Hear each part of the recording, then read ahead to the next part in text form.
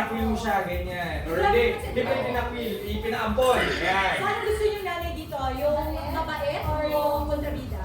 Mabait naman, baka mamaya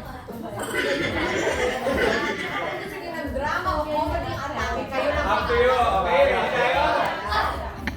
Okay. Ready tayo. 3, 2, 1, lights, camera, action! Who you? I'm sorry, what did you say? I'm not denying. No, no. Mom. Mom? No, I'm not a teacher. Oh, mother. Mother? My mother. Your mother? Oh my god. I'm not your mother. I'm your father. Lugit ka kung wala pa rin tayo.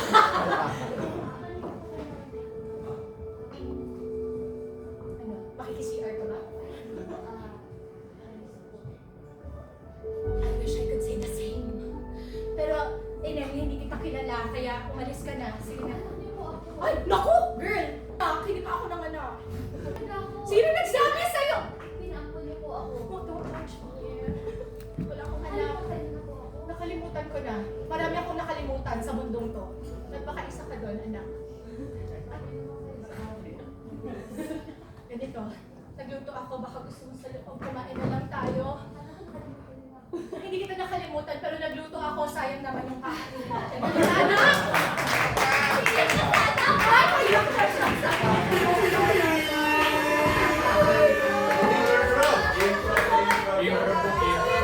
na siya. Sabi niya, hindi ako maalala ng nanay ko.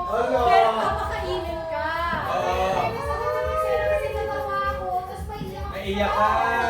Alam mo ang inspirasyon doon, meron kami teleserye dati, The Greatest Love. Si Tita Silvia, may ano siya, dementia siya, so hindi niya naalala, pero kind siya sa mga anak niya. Tingnan mo! Naiyak na Naiyak na siya. Naiyak na siya. Bibigyan mo ng tissue ng anak ko. Anak! Ay, pamana tayo sa'yo. Ay, hinalo sa Pero I'm sure marami pa kayong paiiyakin sa Himalaya ninyo kasi marami din daw matututunan ninyo natin yung mga kapatid natin. Mag-promote ka habang umiiyak. Ayan. Sabihin mo, anak, please po.